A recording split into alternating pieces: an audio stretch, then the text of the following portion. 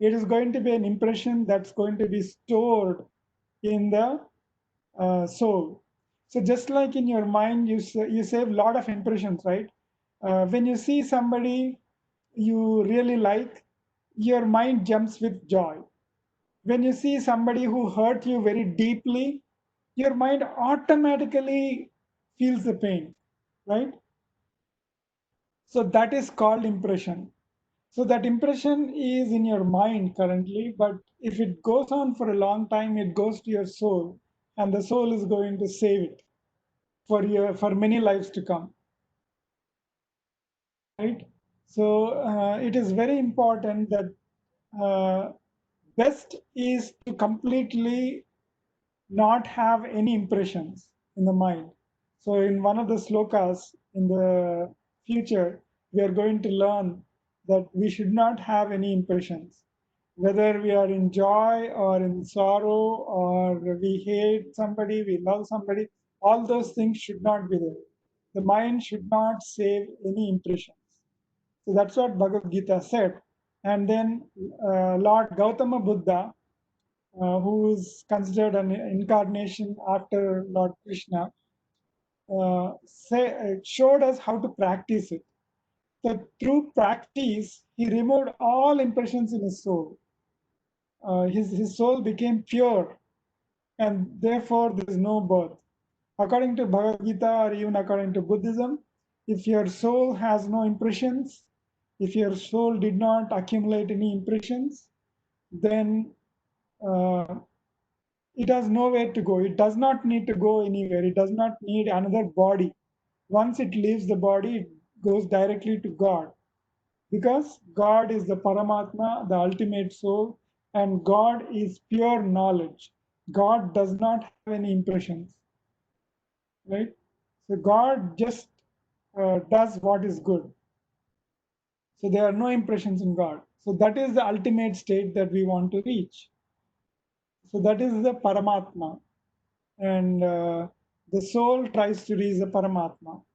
And the way it will reach the Paramatma is by keeping it clean of all impressions. So you should practice it with the mind. The soul is basically an extension of mind. You can think of it as an extension of mind, right? Just like you don't want to collect impressions in the mind. Um, if you don't collect any impressions in the mind, see, today there's a lot of talk about bias, right? People are talking about how others are suffering because of bias, like Black Lives Matter. Then so many things are happening, right? All this is happening because people are storing strong impressions about some categories of people, some religions, some classes. People are having strong opinions about those classes. Whether it is good or bad, they are bad. Any bias is bad. Any impression that you save in your mind is bad. That's what everyone is telling you today, right? And our religion, Bhagavad Gita, told us thousands of years back the same thing, right? That we should not keep any impressions in our mind. Our mind should be clean of all impressions. And that's what all these agitations are going on for, right? To remove your impressions about certain things. Yes, it is true that we feel pain for certain things. We feel pleasure for certain things. It's human nature. But then a lot of things in human nature, in the nature itself, are not very well, not always correct, right? We'll have to see there are something called basic instincts. Like you feel hunger, you feel certain desires, and all that stuff. They're called basic instincts. They're natural. You're born with those, but they're bad. Like anger, for instance. Everyone tells you that anger is bad, right? There are anger management classes today being offered to people, right? So certain things that we are born with are not really good. We have to remove those things from us. And one of the main things that we have to remove is the biases the impressions that we collect in our mind. So it is very hard. It is very, very hard. So meditation is one such tool which can help you remove your impressions. Lord Buddha showed us how to do that. Um, but practice also is important. You should keep on telling yourself that you will not save any impressions in your mind. So that is very important, right? So today's talk, uh, today, so many agitations are going on mainly for this. People are having impressions. They have impressions, certain people have impressions that the white people are superior, certain people have impressions that the black people are superior. So all these things are really bad. Any kind of impression is bad. You should not have any impression, not only about a class, but even your friends, even your classmates, right? You fight with a friend. So you're too small, you may not realize this, but as you grow up, you will have to encounter different kinds of people. And you're in good schools today, so you don't have to deal with all this. But tomorrow you may have some bad company also in the school. So you should not form any opinion. So in Bhagavad Gita, there are many slokas which address this. But this is the starting sloka. So this sloka it brings the concept of a soul as separate from the body. This is a completely different approach to life. Many people don't even, I mean, they hear from the movies or things like that, um, and then come up with their own idea of a soul. But they really don't understand the real meaning of soul. What is soul? Soul is pure knowledge. To start with, soul is pure knowledge.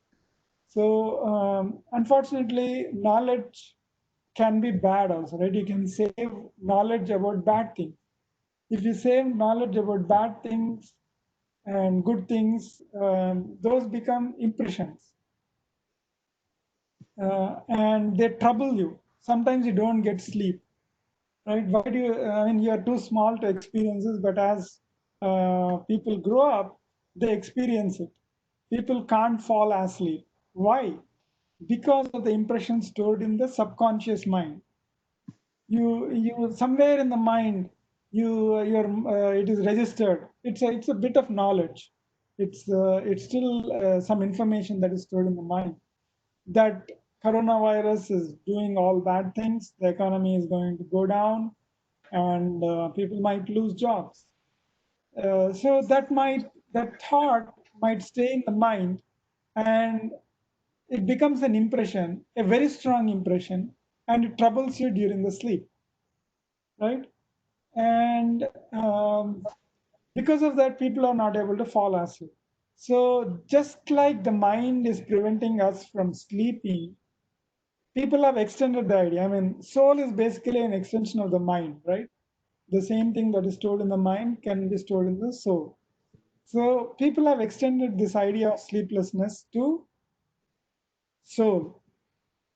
So what they said is, if the soul saves some strong impressions, suppose somebody had a strong desire to uh, to marry someone, for instance, but before the person marries, the person is dead. So that desire in the person stays for so strongly that it becomes an impression in the soul. And that impression will not, just like the impression in the mind doesn't allow a person to sleep, the impression in the soul, it is thought of, it is not proven, but it is thought of, that an impression in the soul will prevent the soul from taking a new body. So the soul will linger. So if you saw, there's a song by Michael Jackson, and there are many movies also on this theme. There's a movie called The Others. So all this song by Michael Jackson is Thriller, for instance.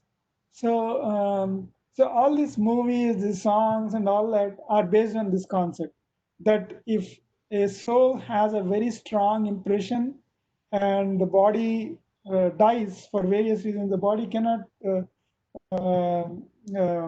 take certain things, right? So if the heart is weak, or if the person has cancer, there's a germ growing in the body. There are germs growing in the body, and the person has cancer.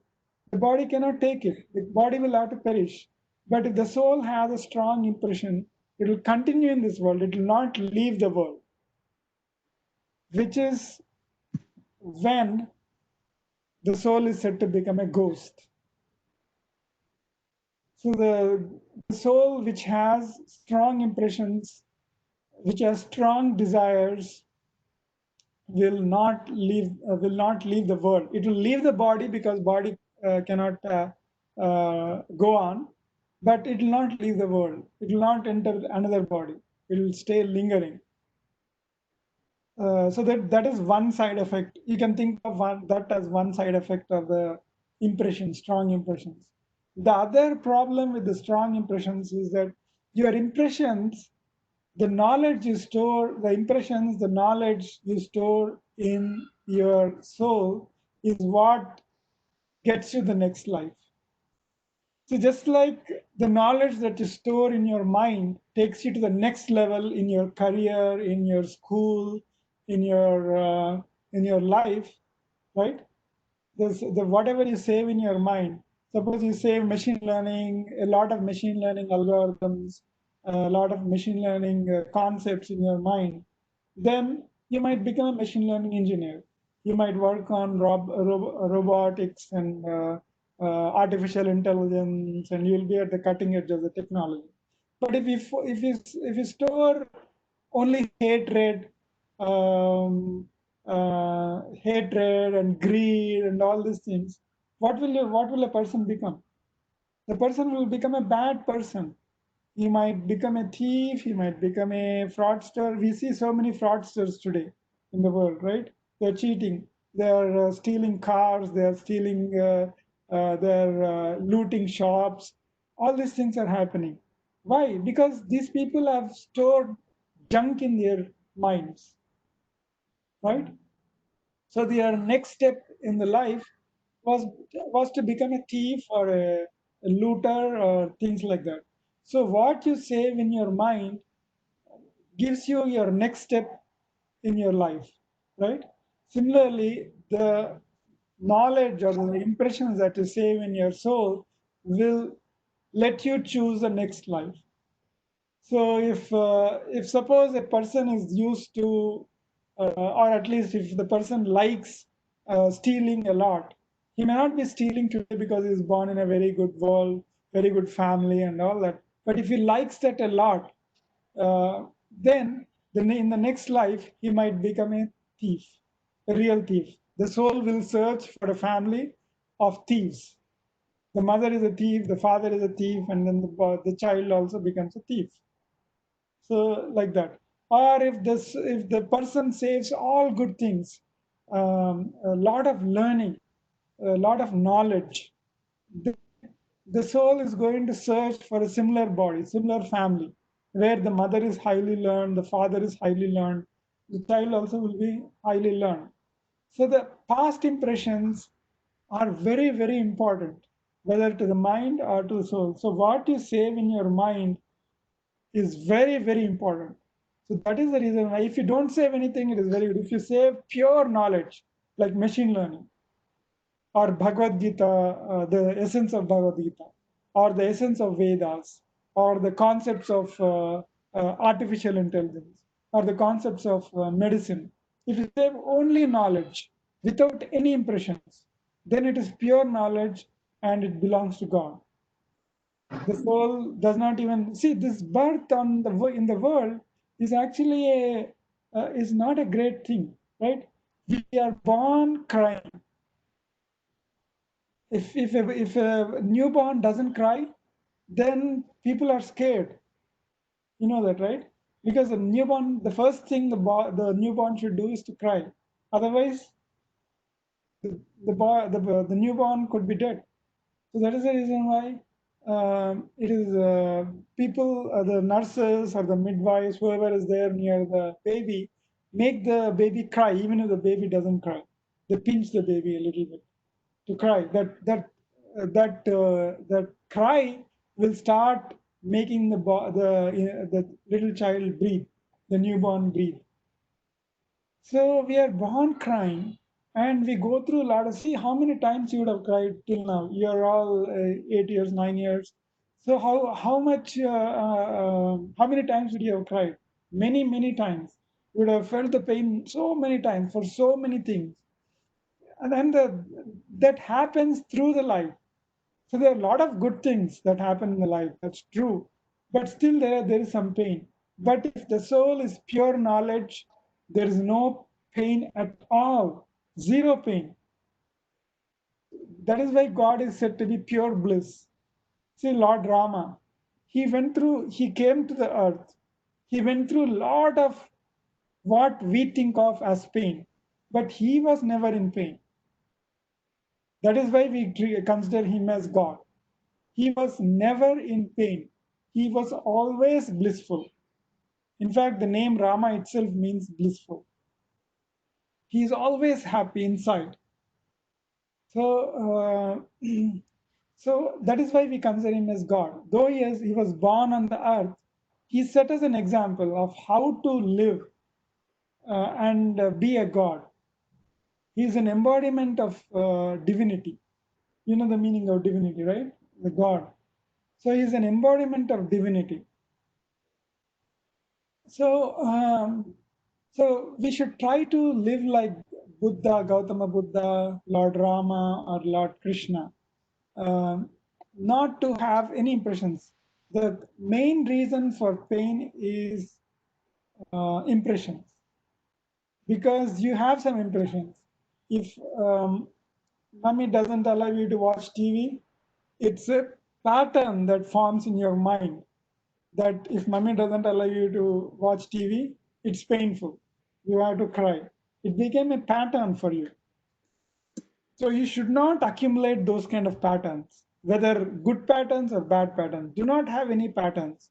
The other thing is if daddy gets a cake from the Costco, then you feel very happy. See, it's always when you grow up in your higher grades, you are going to learn about simple harmonic motion, right? Simple, it's a simple concept. You take a pendulum. You know what a pendulum is, right? A stone tied to a thread. So when you swing it in one direction, what happens? Does it always go to the stay in the direction? No, it will go back to the other direction.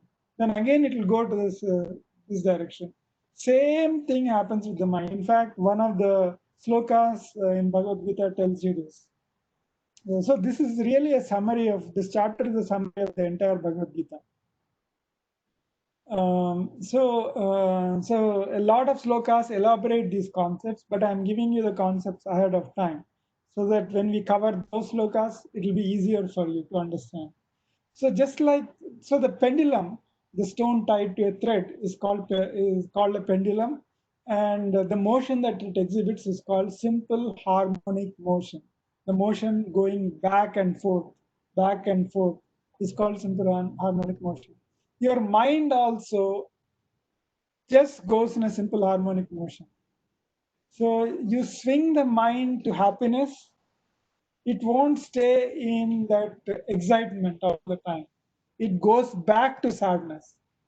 It will search for an opportunity to go back to sadness.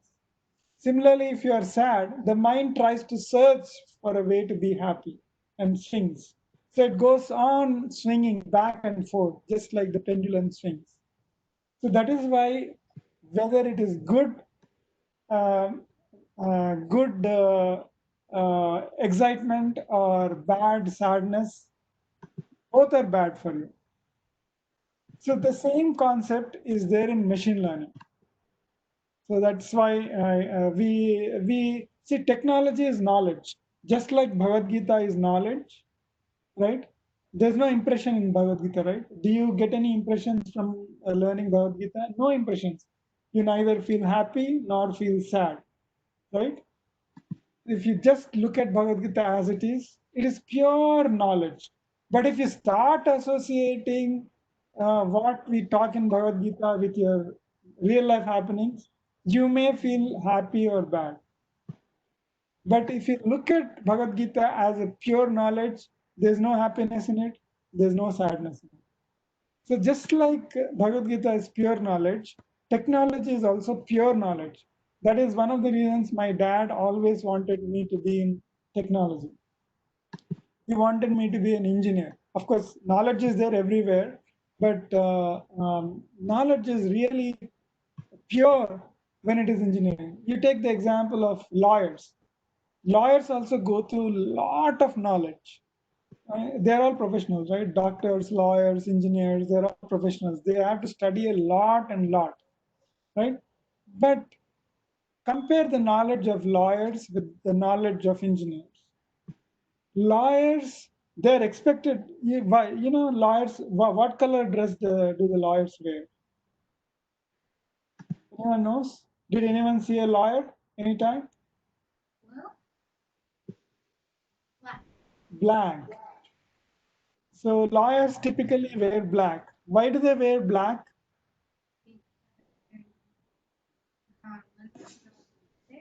Yeah, they should not have any impressions. They should have single color, black, no impressions. Black means zero, right? When you in the pixel, in image, black is represented as 0 and white is represented as 1, right? So black doesn't have any impressions. So lawyers, judges are basically lawyers. So they are not supposed to have any impressions. So that's why they wear black. And this is particularly important to lawyers because the knowledge that they acquire is all about people, impressions about people, what people do, what people should not do, and those kind of things. So each of the pieces of knowledge that the lawyer acquires is associated with an impression, right? So one of the things that the lawyers learn, for instance, is if somebody steals something 3 times, 3 strikes, then he's out. His future is gone. That is something that the lawyer learns as part of his knowledge. So when you learn that, can you remain calm and uh, without any impressions? It is hard, right? Because you remember, oh, my friends, somebody did steal. Oh man, see 3 times if he steals, then he's gone. It will suddenly cause some kind of sadness in your mind. So the knowledge that the lawyers understand is associated with impressions. But whereas you learn machine learning, is there any impression associated? Nothing, right? For instance, one of the things that you learned in the first class is that the image which is stored in the computer is made up of pixels. Does that cause you to be happy or sad? No, right? So like that, engineering is pure knowledge. So that is one of the reasons my dad always used to say, you have to be, my dad was not an engineer, but he always used to say, you have to be an engineer because it's pure knowledge. It's full of knowledge and you'll be happy. Happy in the sense, not that kind of happiness. I'm talking about the happiness of Lord Rama or Lord Buddha. That is the kind of happiness which does not swing. That is a stable state, right? So by default, by nature, see, like the nature, it is so peaceful, right? By default. But when there's an earthquake or a storm or a tsunami or a hurricane or a tornado, then the nature is completely different. So by default, just like the nature is pleasant, calm, happy, and all, we are also born like that. We are also supposed to be calm, happy, and all that stuff. That is our pure nature. But because of so many things happening outside, we get impacted by those, and then we think that this body is us. Every pain and pleasure that the body takes, we think that it is happening to us, which is not true. Because of that pain and pleasure that the body takes, we are swinging from the knowledge, from the default state. Default means what stays. If nothing happens, then what stays is called default, right? So we are swinging back and forth from the default stage because of the pain and pleasure that this body feels. Our tongue tastes nice, yummy cake, we are excited. Our tongue tastes bitter medicine, we feel really bad. Even the thought of a bitter medicine feels as bad. Why? Because the impression stays in the mind. So these impressions are what are troubling the mind, the people also. That's what Lord Buddha experimented and found out. You should read Lord Buddha's story. It's a very meaningful story, just like Bhagavad Gita has a lot of lessons. Lord Buddha's story has a lot of lessons for us. Uh, but Bhagavad Gita, of course, is very profound. So we'll learn Bhagavad Gita more. But Ramayana or Lord Buddha's story also has a lot of good things that we can learn from. But the most important thing that Lord Buddha gave us is meditation, the practice of what Lord Krishna taught us. Okay. So Bhagavad Gita is pure knowledge and machine learning is also pure knowledge. That's why we cover both. And so machine learning has similar concepts of weights. So what are impressions? What are the impressions that you save in your mind? Okay, actually I had a quiz. I forgot to ask that. So there was this quiz.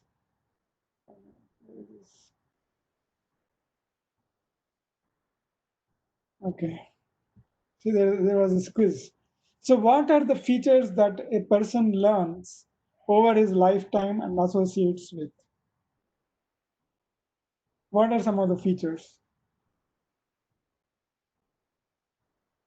You remember features, right? How does a little boy recognize dogs or cats?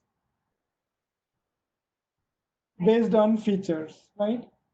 So he looks at the cats, it has a round nose, whereas the dog has a long nose. So those are the features that the boy tries to recognize. So learning is all about features. So impressions are also about features, right? So what are some of the features that a person learns over his lifetime? Yeah, the happiness, the sadness, and many things actually.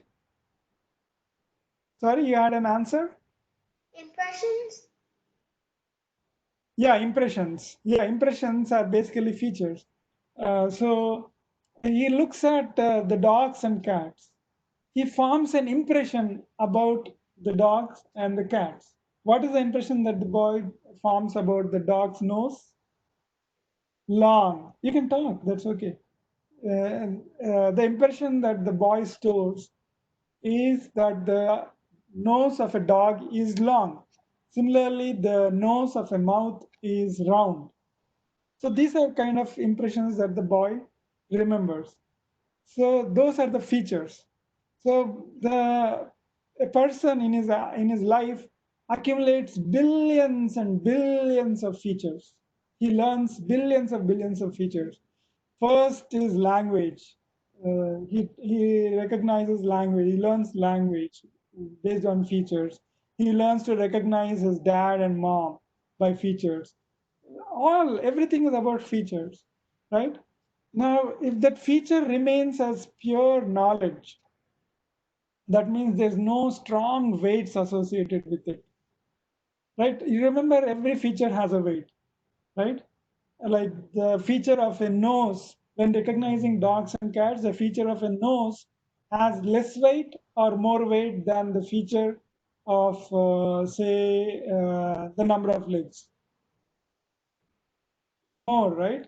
The weight of the nose, the length of nose will be more because that is what is distinguishing between cats and dogs. So the each feature has a weight.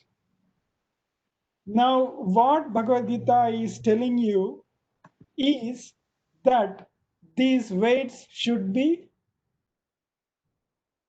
should be, yeah, should be equal or zero. You should not have any weights.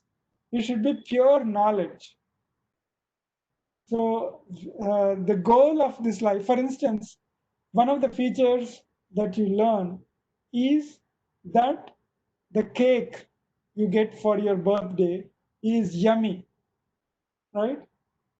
So if it remains as knowledge, that means just the information. Like, see, I can't eat sweets.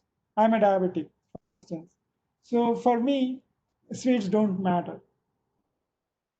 So if somebody says the cake is sweet, I just take it as knowledge. I don't enhance my likening for that, or what do you call the longing for that. I don't. I hear it from you. I save it as a pure knowledge, just like I'm learning about Bhagavad Gita. I'm learning about machine learning. I just save it as a piece of information in my mind. The cake we get for birthdays is sweet and yummy. That's it. I don't have any impression. So the impression that makes you long for that feature is the weight. The more the weight that you associate with that feature, the more you long for it. So if you associate a lot of weight for the birthday cake, you will, or forget the cake, the birthday party itself, you will be longing for the birthday party for the entire year. You'll be counting. There are 364 days for my next birthday. 300 days. Hey, 6 months. I am halfway through 6 more months and I'll have birthday. So that is the impression that you have captured in your mind, which will trouble you later. Because a good impression like this will make your mind swing to a bad impression also. When you feel strong about something good, you will also feel strong about something bad because of simple harmonic motion. Remember the pendulum? So that is the reason why you should not accumulate any impressions. Impressions are called weights in machine learning. You had a question?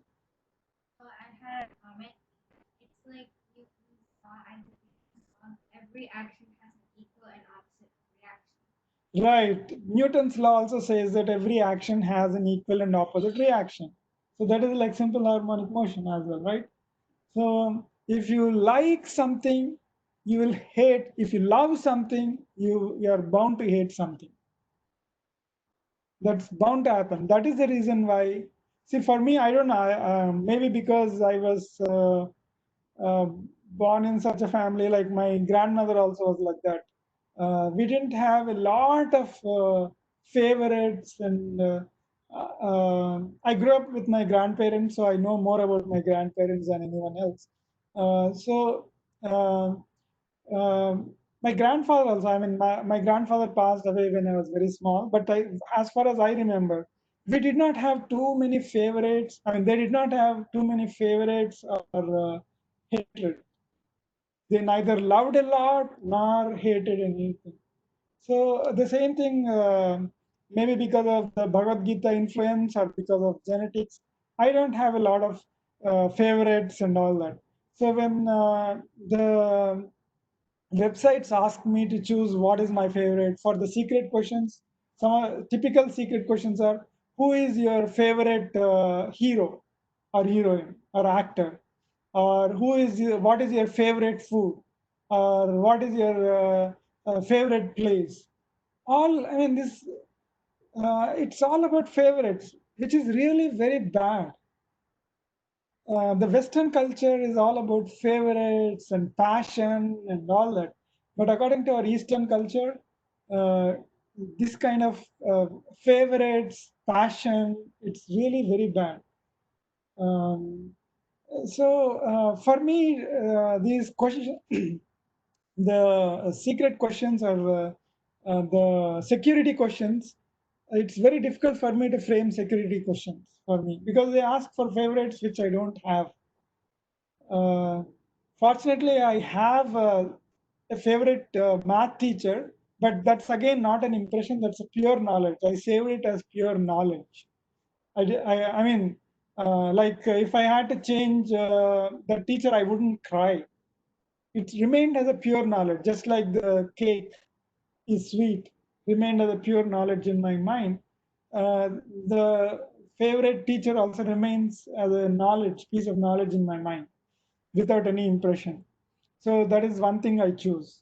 That is one answer that one secret question that I choose. Otherwise, it's very difficult for me um, to choose favorites. So favorites are really bad because you form impressions because of these favorites. If you save it as pure knowledge, that's fine. But when liking becomes love, that's when the impression starts. If you liking maybe just knowledge, but if you start loving something, I love that cake from Costco. That what is that cake? Uh, Vanilla flavor cake. I love that cake. When you say that, it means you're forming an impression in your mind. So impressions are really bad, like we talked, for the soul, for the mind, for the soul. Just like impressions don't allow you to sleep, impressions in the mind don't allow you to sleep, impressions in the soul don't may not allow you to take a not even if they take even if it takes a new body, then the body may not be really good, and you might get problems, right? So impressions are really troublesome. The same thing happens in machine learning. So in machine learning also we compute weights for features. So like there are number of features. Each feature is a number, right? In machine learning, each feature is a number. So for instance, if you want to recognize a face in an image, you want to recognize if um, the image belongs to a person, right? So which pixels will get more weight than the other pixels? Any guess? The pixels in the huh? The pixels in the center or pixels in the border? Maybe the border. The face is in the center, right? Yeah. You have to give Oh, the pixels. pixels are in the center. Yeah, so the machine learning algorithm tries to give more importance to the pixels in the center. The small boxes in the center are given more importance. So the color in those boxes are given more importance than the color in the border. Similarly, stop sign. The self-driving car has to recognize the stop sign, right? So so it takes a picture of the stop sign. We don't know if it is a stop sign or not, but there's an object to the right of the car, right? And it takes a picture. Now, when analyzing that picture, which pixels should be given more importance? Yeah, the hexagonal shape. Those pixels will get more importance. So we look at those pixels with will we give more weightage to those pixels than the pixels at the peripherals, right? So machine learning is all about weights. The weights you give to the features uh, is what is called as a machine learning model. Just the weights, right? So there is a concept in machine learning. We will cover more details in the next class, but there is a concept in machine learning called overfitting, or maybe we can talk about it a little bit here. Um, but that's a completely different concept. Um, um, okay, anyway, let me cover it here itself. So, what is overfitting? Overfitting is it's also a very beautiful concept, both in real life and in machine learning. Overfitting is really bad. You know what overfitting is? Overfitting is looking at a small amount of data and generating the weights. So, you'll in the first class we looked at the algorithm called generative adversarial network, right? Which is used to generate fake images, right?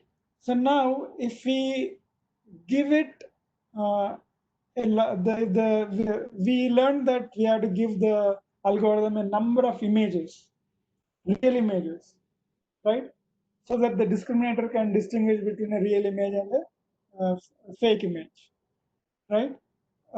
So if we give only faces to the image, to the algorithm, the images, all the images given to the algorithm are faces. So will it be able to recognize a stop sign? No, because, or will it be able to recognize clouds? Because clouds are in the border and our weights are all for the pixels in the center because of the faces, right?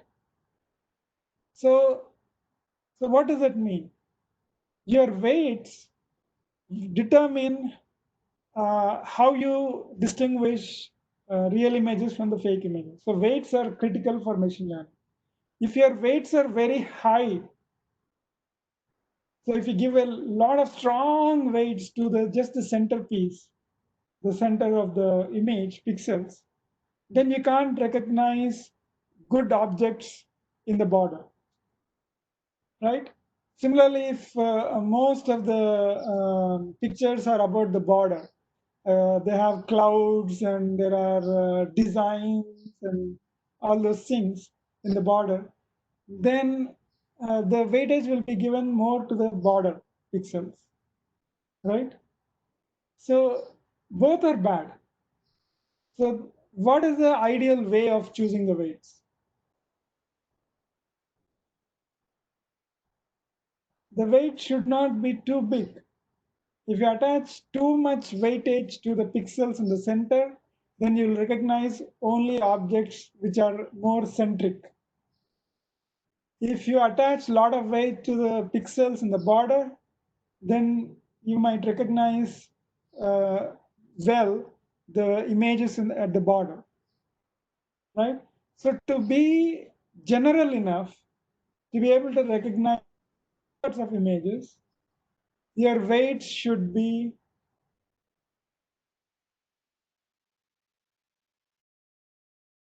I mean, it cannot be zero, obviously. If you don't recognize anything, it doesn't do anything at all. But they should be small. They should be as small as possible. And now, um, concept of overfitting to the real life. What is overfitting in real life? Can you turn on the light? What is overfitting in real life? Any examples of overfitting? So, why is the machine learning algorithm overfitting?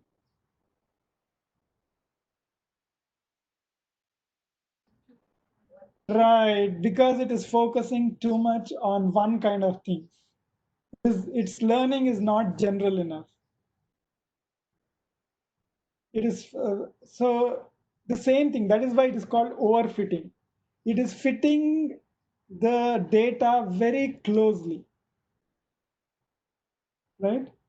It is trying to model the data very, very closely. If it is looking at a lot of pictures, it is going very closely by the faces.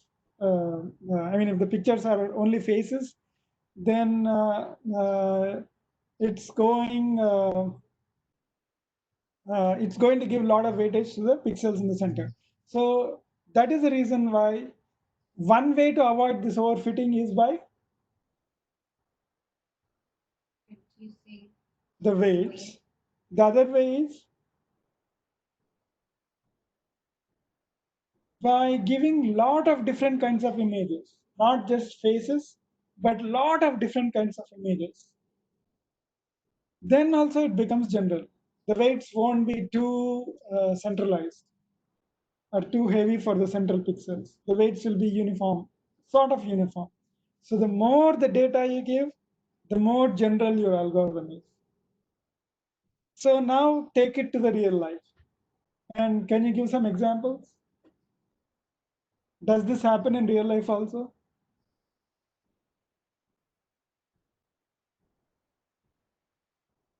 It happens all the time.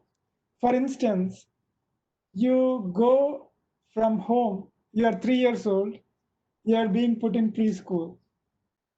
The first day, I don't know how many of you remember, but the first day, how would you feel? But you would have seen other kids, right? So how would the kid feel? Scared, shy, nervous. Happy, They cheerful, cry, they sad. cry. Nobody, if you are cheerful, if you are happy, then your learning is very good. That means you have already experienced life, you have interacted with a number of people, and that's why you're But happy. what if But that, your expression is too strong? sorry, When you're, emotions come in, what I if didn't understand. what if the feeling is so strong, your impressions come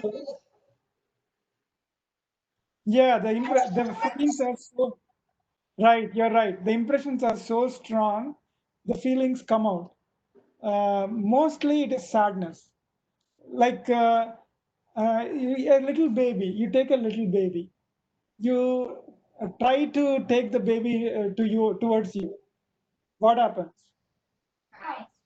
he Typically, the cries. babies cry. Some babies are happy to go to strangers. Some babies cry. Why is this? Any guesses? Because they're happy. Right. It all depends on the learning in the last life, right? If they were very outgoing, they used to mingle with people and they were very happy to see new people. The same continues in this life also. When a baby is given to a new person, the baby is happy. But in the previous life, the person had a very secluded life. He did not mingle with people. He was very serious. He was not very social. Then the same thing carries here. So that impression carries through lives. See, this sloka that we learned has a very strong explanation for this behavior, right? Otherwise, how else can you behavior? How else can you explain the behavior of a small 10 month or 10-month-old or 10-day-old baby, right? It's all because of the impressions from the past life. So, uh, so now that is one. So typically, any child, a 3-year-old, when the child goes to preschool, the first day they are going to cry. It's a known thing. Why? Because their learning is not general enough. They only learn to recognize mom, dad, relatives, family, maybe a few friends. They only played with them. They don't know what a teacher is. They did not learn what this thing is. So their learning is overfitted to a very small environment. You agree? Their learning was totally overfitted. That they only knew these people too closely, these behaviors too closely. They did not. Their learning was not general enough uh, to play with strangers. 40 kids in the group. They were not used to this kind of learning. So this overfitting problem is there everywhere in life. You encounter this overfitting. Now, take the instance of girls in olden days, particularly. In olden days, when the girls had to move to husband, they get married and they move to husband's house, which is not the case these days. Mostly, they form a separate satellite family when somebody marries. But in olden days, that used to be the typical case. So the girl used to feel very odd, very scared, very insecure. There are cases when, I mean, the girls were trained. I mean, in some cultures, the girls are trained a lot and lot in olden days, not today, lot and lot to be um, to to live in a new family with a new family. That is why when girls were getting married, they used to make sure that the family that the girl goes to is compatible, right? Compatible with the family that she was born in, right? So why? Because the girl has gone through a very limited learning to some extent. She was overfit to some things. So adjusting with a new family is a challenge. Will become a challenge. So that is the reason why the compatibility was seen at the time of marriages. So this overfitting has become a problem in real life. And how can you avoid overfitting? See, most of the families break because of this. Because both the boy and the girl, they are overfitted to their environments. So, for instance, the girl likes only sweets, the boy likes only Burger Kings, or the girl's family was stinking rich. I mean, very rich, and they did not care for hard work. There was no scope for hard work for the girl, whereas the boy came up from a hardworking family all the time. The boy believes in hard work, and the girl believes in TV, watching TV and playing and having fun and having parties, throwing parties. Whereas the boy was all the time working hard, trying to improve oneself all the time and learning new things and all that stuff. So these are two different cultures. Now, if the boy and the girl are give too much weight to their lifestyles before marriage, what's going to happen? They will not work, they cannot work together. You're right. So that's the problem. That is the reason why families are breaking today. Because uh, the boy and the girl sometimes come from different families. They like each other. They remember moha. They'll fall in love at first sight. But then their cultures are different. Their beliefs are different. They're overfitted. So how can you avoid overfitting in this case? How can the boy and girl live together peacefully, even though they come from different cultures?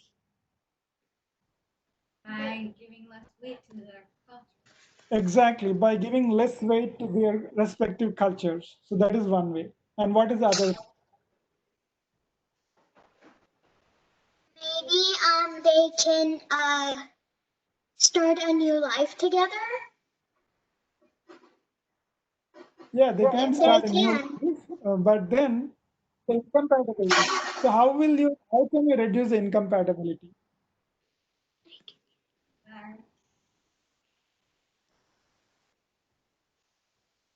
So one way is to reduce the weight. So don't give too much weight to your hard work. Don't give too much weight for your playful life, party life. So that is one way. What is the other way? Right. To give more importance to others also, to other cultures. So for instance, for this hardworking person, if he was also partying for some time, if he was used to some partying also in his previous life or in his before marriage, then he would not be so much overfitted to his hard work in life. Similarly, this girl who is coming from a rich family, who has not seen any difficulties in life, if she was volunteering to help some poor people, understand the poor people's problems, understand the hardworking people's problems, then she would be able to She easily would be adjust with this new balanced. person. A life would be balanced. Yeah, it would be balanced. So, so one way is to reduce weights for your own cultures. The other way is to get to know more and more about other cultures. So why are we going to different countries? See, I traveled in 23 countries so far. Why? I don't have any favorites or anything, right? But why did I travel in 23 countries? To learn, to appreciate others' cultures, so to be at peace with others, to expand my knowledge. So you can avoid overfitting in real life by learning more and by reducing the weights. Same thing in machine learning. In machine learning also, you provide the program lot of data, make the program learn from lot of data, or you reduce the weights that the program takes, the program generates. Now the thing is, how do you make sure that the weights are less in real life and in machine learning? This is what we are going to talk about in next class, but I may not remember this, so you have to remind me. This is a very important. You see how important it is, right? It can make or break your life, right? These concepts are, they can help you in your future also, right? So we are going to talk about this in the next class because I don't want to spend more than an hour from now onwards. Let's see how it goes. So we are going to close here, but you have to remind me, right? Where we'll continue this discussion in the next class. Okay, let Great. us stop here. Great. You had any questions? Give me some time. I'm going to take some notes. Photos? I'm going to take some notes. Oh, notes. Okay. Okay, in the meantime, let us recite the sloka, the closing sloka, the prayer. Actually, it's not really a sloka, but a prayer. Okay, let's sing together. Okay, in chorus. Asatoma Sadgamaya Tamasoma Jyotirgamaya Mrityorma Amrutangamaya Om Shanti Shanti Shanti. The meaning? Lord, take me from lies to honesty, from dark to light, Right. from mortality To to immortality. Good. Those are the three prayers. Take me from untruth to truth, from darkness to light, and from immortality, that is death, to life, to from mortality to immortality. Peace, peace, peace. So that is a sloka. Okay, any questions? No questions. So remind me next class, we are going to continue here. Okay, thank you.